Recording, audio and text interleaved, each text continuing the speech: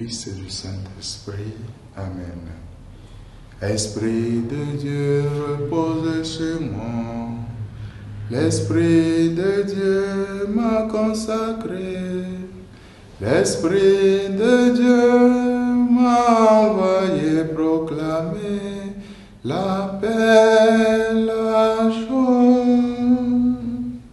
De l'Évangile de Jésus-Christ selon saint Matthieu. Quand Jésus a appris l'arrestation de Jean le Baptiste, il se retira en Galilée. Il quitta Nazareth et vint habiter à Capharnaüm, ville située au bord de la mer de Galilée, dans les territoires de Zabulon et de Nephtali. C'était pour que soit accomplie la parole prononcée par le prophète Isaïe. Pays de Zabulon et pays de Nephtali, route de la mer et pays au-delà du Jourdain, Galilée des nations. Le peuple qui habitait dans les ténèbres a vu une grande lumière. Sur ceux qui habitaient dans le pays et l'ombre de la mort, une lumière s'est levée. À partir de ce moment, Jésus commença à proclamer: Convertissez-vous, car le royaume des cieux est tout proche. Comme il marchait le long de la mer de Galilée, il vit deux frères, Simon appelé Pierre et son frère André, qui jetaient leurs filets dans la mer, car c'étaient des pêcheurs. Jésus leur dit: Venez à ma suite et je vous ferai pêcheurs d'hommes. Aussitôt, laissant leurs filets, ils le suivirent. De là, il avança et il vit deux autres frères, Jacques, fils de Zébédée, et son frère Jean, qui étaient dans la barque avec leur père en train de réparer leurs filets.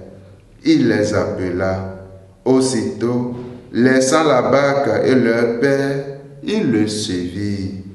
Jésus parcourait toute la Galilée. Il enseignait dans leur synagogue, proclamait l'évangile du royaume, guérissait toute maladie et toute infirmité dans le peuple. Acclamons la parole de Dieu. Louange à toi, Seigneur Jésus.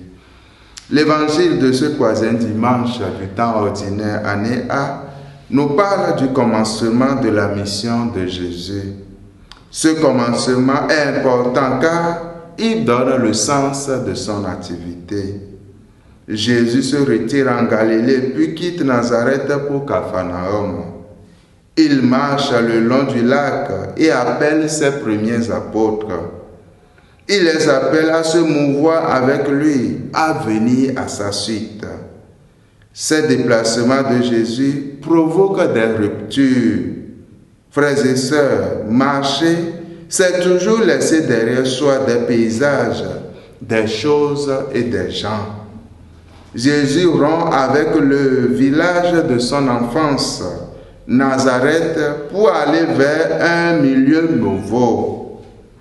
Les disciples, eux aussi, rompent avec leur milieu pour une nouvelle aventure avec Jésus. Ils laissent derrière eux village, travail et famille. Tout ceci pour annoncer la parole de Dieu. Nous aussi, comme chrétiens, nous sommes invités à nous mettre en mouvement, à nous convertir, à nous lever pour accueillir le don de Dieu, à nous laisser transformer. Car Dieu fait du nouveau en Jésus. Devenir disciple, ce n'est pas seulement accueillir Jésus, c'est se rendre responsable de son message, c'est bouger pour le transmettre.